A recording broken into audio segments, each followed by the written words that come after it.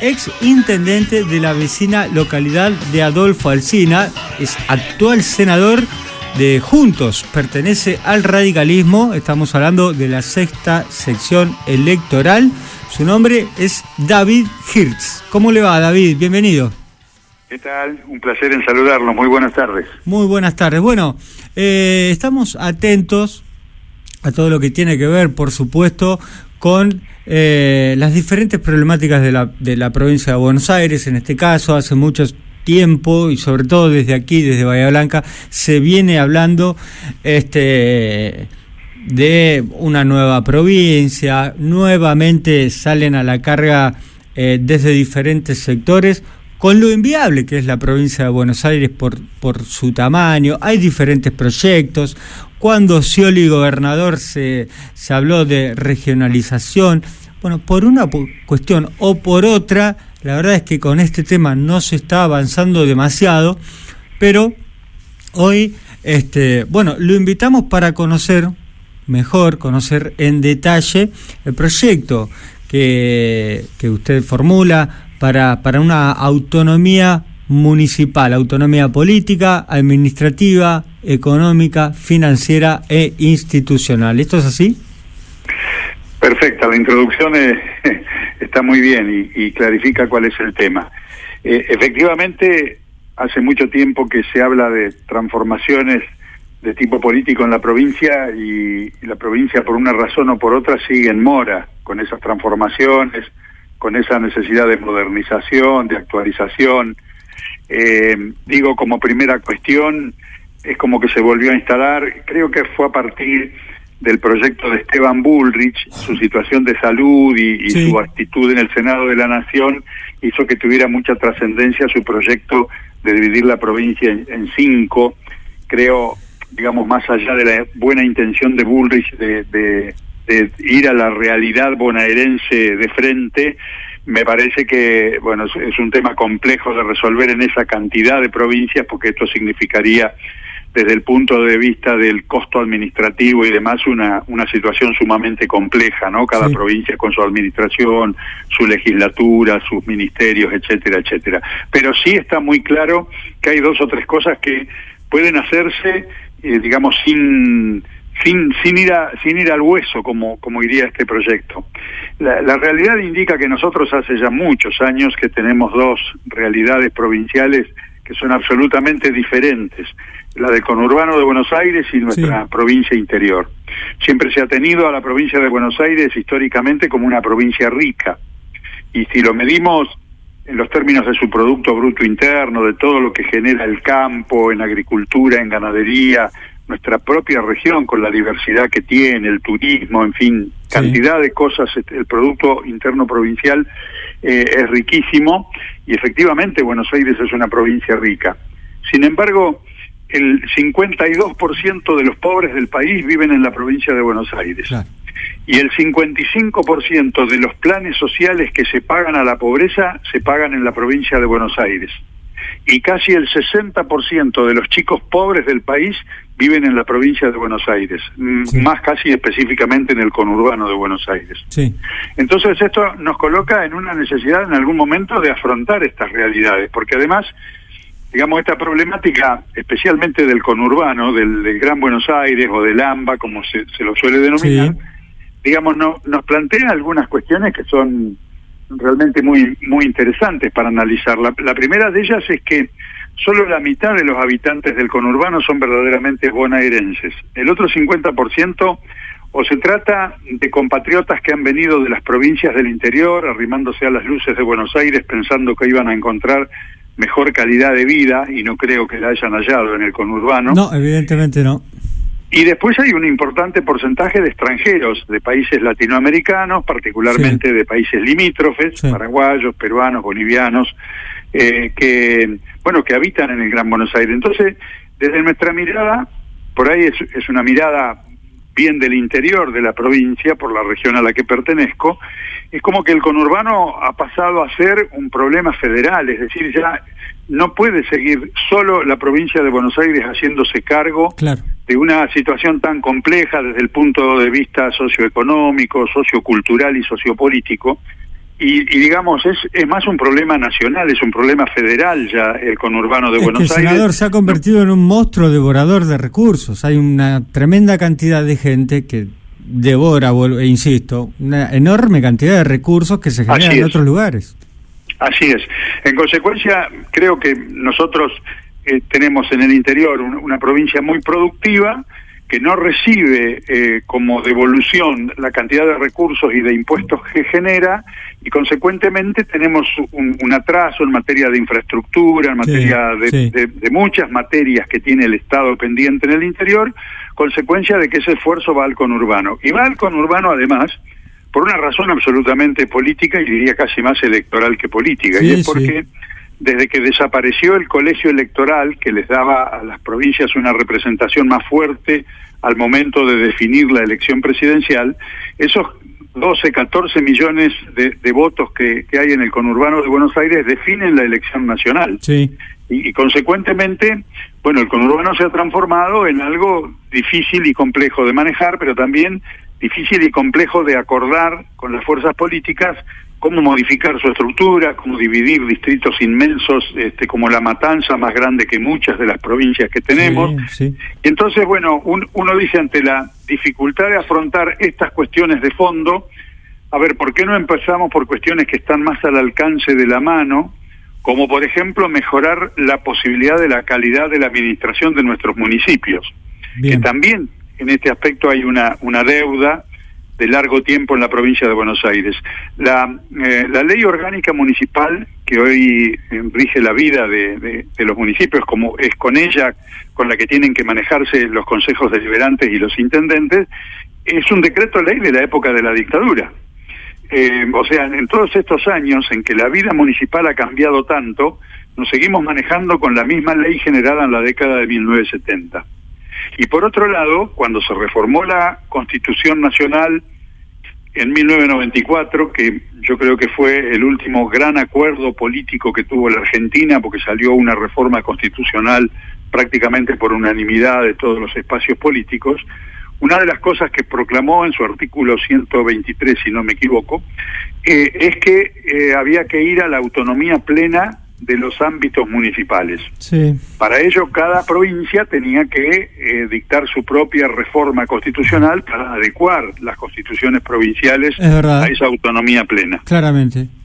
Buenos Aires sigue en mora con esto, no lo ha hecho. ¿Por qué es esto? Está tomando, se toma desde el poder central del gobierno provincial, no importa quién gobierne, digamos, como rehén al resto de la provincia. ¿No hay una voluntad política real para hacer esto? Porque por más que cambie de gobierno, aparece un nuevo gobernador y tampoco genera el cambio. Mira, yo he participado, llevo muchos años vinculado con la vida política, fui diputado ya en 2 oportunidades en las décadas de 80 y 90, he sido, como bien decías vos, 2 veces intendente en Adolfo Alsina y ahora en el Senado. Y digo, hay un mix de cuestiones, no es una única cuestión. A mí me parece, como te decía recién, que a todos les cuesta ver cómo resolver este intríngulis que representa el conurbano con sus intereses fuertemente político-electorales. Claro. Ahí me parece que está, ¿no? Ahí está tomar el secreto. Posición, temiendo que tomar una posición de dividir la provincia o de no facilitar las cuestiones que hoy maneja en materia de recursos del conurbano puede malquistarlo con la voluntad electoral de la gente del conurbano. Pero yo creo que hay, inclusive esto lo he palpado claramente en los últimos años, una cuestión que supera estas, y que es que llevamos muchos años corriendo y resolviendo la coyuntura, el día a día. Es decir, hace muchos años que los gobiernos de la provincia y de la nación, inclusive, no logran abordar los temas de fondo. Este es un tema de fondo para nosotros, para los bonaerenses.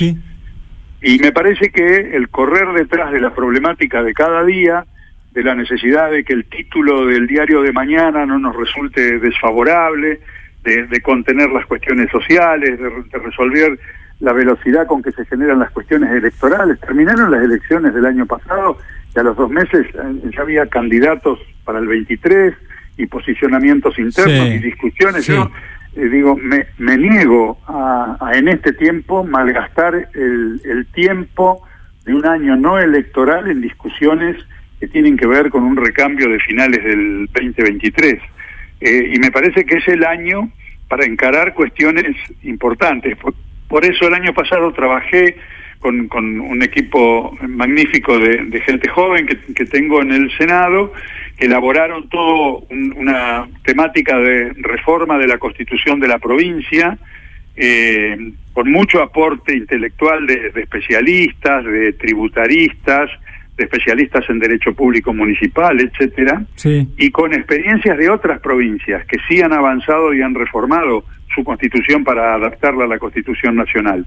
Y bueno, lo íbamos a presentar a fin de año, después decidimos esperar la pausa del cambio de temporada en el Senado, y el primer día hábil de periodos ordinario de este año lo ingresamos. bien. Y bueno, está con estado parlamentario ya un proyecto de ley en el que me han acompañado los otros 5 senadores del radicalismo de la provincia, de distintas secciones electorales, en el que propiciamos una reforma por enmienda. ¿Qué es esto? La Constitución de la provincia puede ser reformada mediante 2 mecanismos, según la propia Constitución lo establece. Uno es llamar a una elección de convencionales constituyentes, Sí. Y darles un mandato específico para reformar el capítulo tal de la Constitución, y esos constituyentes hacen la reforma y la sancionan. El otro mecanismo, que es el que nosotros hemos propuesto en el proyecto de ley, es el de la enmienda. ¿En qué consiste esto? En debatir dentro de la legislatura la reforma a realizar, tratar de lograr su sanción en la legislatura, tiene que ser por los 2/3 de ambas cámaras, y luego ese cambio de la Constitución se somete a votación de la sociedad en la primera elección general que haya, por sí o por no. Es decir, la votación no puede modificar la propuesta, sino que tiene que aprobarla o rechazarla. Bien, bien. Por supuesto que yo soy consciente, como te decía recién, que hay temas en lo cotidiano que son muy importantes. Hoy nos afligen tantas cosas que podríamos hablar toda la tarde, pero lo importante, me parece, desde mi punto de vista, es instalar el tema, abrir el debate, Seguro. tener una agenda que queremos trabajar, que queremos abrir a todos los espacios políticos, a los intendentes, a los legisladores de otras corrientes de pensamiento. Senador, sí. A ver, para dar la discusión, sin lugar a dudas, bueno, Buenos Aires no recibe de la Nación la coparticipación que merece. Me parece que le pasa lo mismo a los municipios en la provincia de Buenos Aires. Cada municipio aporta diferente, y muchos ven como, por ejemplo, lo que mencionábamos recién, como el conurbano devorador de recursos se lleva, justamente la mayor cantidad de recursos de la provincia. Pero para lograr una autonomía política, o mayor autonomía política, administrativa, institucional, tenemos que hablar de dinero. Claramente acá tenemos que hablar de dinero. Acá entonces todo este proyecto de autonomía económica y financiera. Claro. Digo, todo esto tiene que traer aparejado otros números para todos, ¿no? Lo que ocurre es que el municipio en los últimos 20, 30 años, la vida municipal ha cambiado absolutamente. Aquel municipio que digamos, en el inicio de la etapa democrática, pues en los años 80, era un municipio que hacía alumbrado, barrido, limpieza, mantenimiento de espacios públicos, de cementerios, no mucho más. Hoy es el centro de la vida de cada comunidad. Claro. Hoy el turismo, la cultura, el deporte, el medio ambiente, es decir, la problemática social, las cuestiones de adicciones, la seguridad, la salud, la educación, todo transita por el municipio. Muchas cosas. Y sin embargo, los municipios siguen con la misma legislación de hace 50 años atrás, con las mismas trabas que le impone la ley orgánica de que solo puede cobrar tasas y no impuestos, por ejemplo. Claro. Y bueno, todas estas nuevas obligaciones de las que se han hecho cargo los municipios, muy pocas veces han venido acompañadas de los recursos para hacerlo. Claramente. Y a mí me consta, porque tuve esa experiencia, que también cada vez se hace más difícil atender toda esa compleja problemática local, con la coparticipación que recibe. Sí, la provincia, los municipios tienen policía, los municipios tienen hospitales, pero bueno, los recursos nunca llegan. Senador, me quiero meter un poquito antes de terminar respecto de algo que estábamos mencionando, que tiene que ver, por supuesto, con el momento económico de la Argentina, que la verdad hay cosas que parecen eternas y tienen que ver con la inflación. Tuvimos, antes de que se conozca el dato de lo que fue febrero, los privados estimaban alrededor de una inflación del 4%, resultó el INDEC lanzar un 4,7%, cosa que no muchos esperaban, realmente fue sorprendente. Ya están hablando de la inflación de este mes, que se va a conocer ahora en abril, más de 5%, 5,5%, digo, muy lejos de poder, digo, más allá de las palabras que no tienen mucho sentido, de declararle la guerra a la inflación, digo, no son más que palabras, porque en definitiva no se logra llegar a un camino, a un sendero que pueda resolver el problema. Hoy vemos varias cuestiones que justamente van en contra, y quiero mencionar una que, parece a propósito, parece muy torpe. Quieren atacar la inflación, pero la misma empresa del Estado, como YPF, aumenta los combustibles, cosa que va a repercutir en toda la logística de los alimentos. Digo, hay cosas que no tienen sentido. Dos reflexiones al respecto muy breves. La primera, creo que vos la dijiste a la pasada, se está atacando el efecto inflacionario con normas como por ejemplo el control de precios, que no funciona tampoco.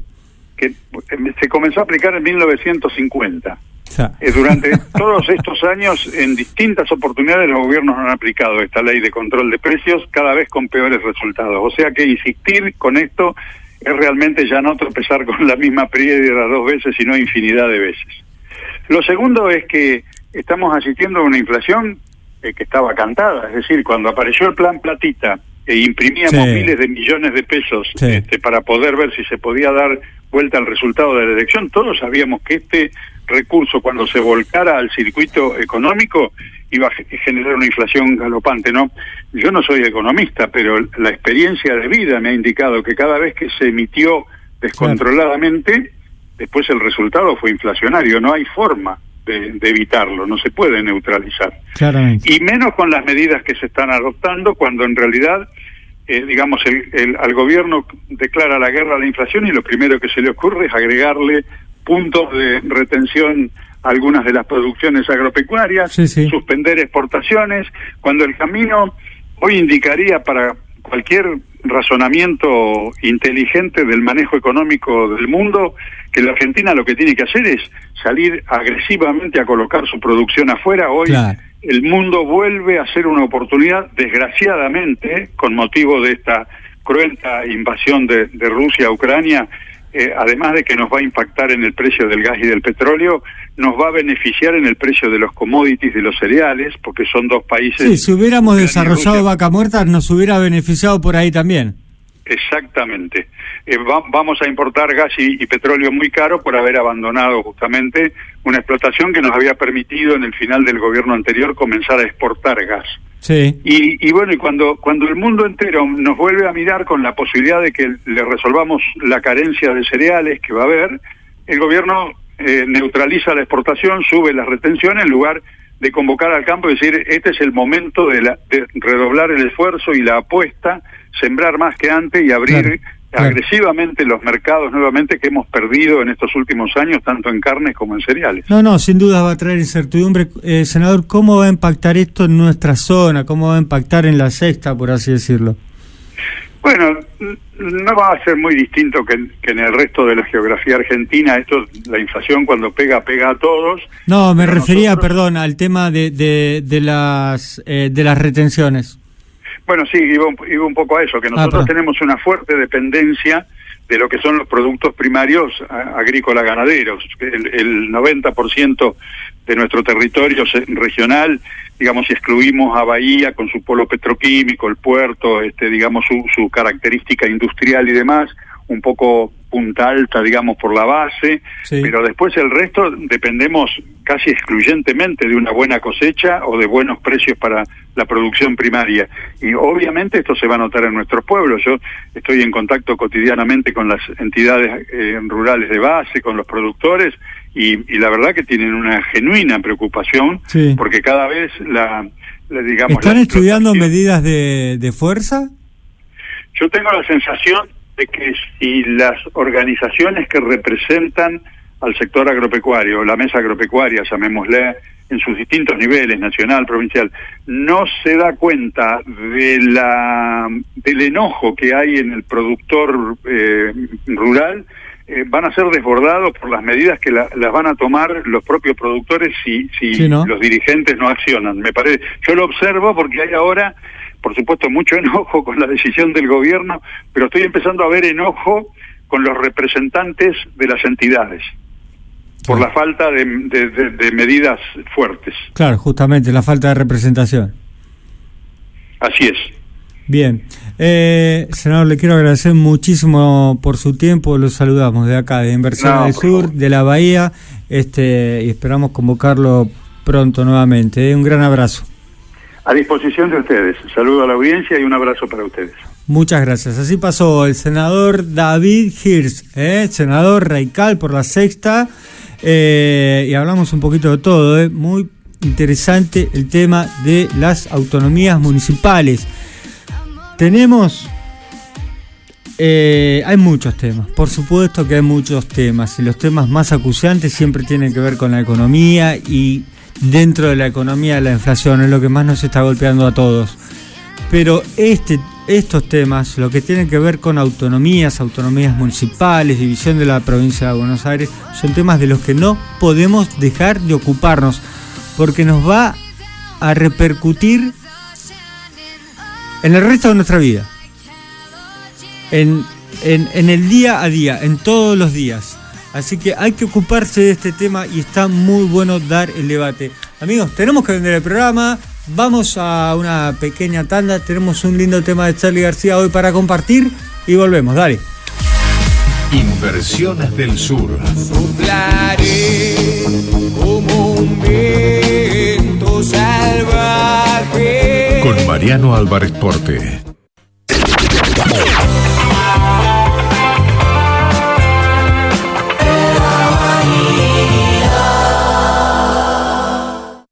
DOSAB, electricidad e iluminación para la industria. Avenida Colón 601, www.dosab.com.ar. Ventas @dosab.com.ar.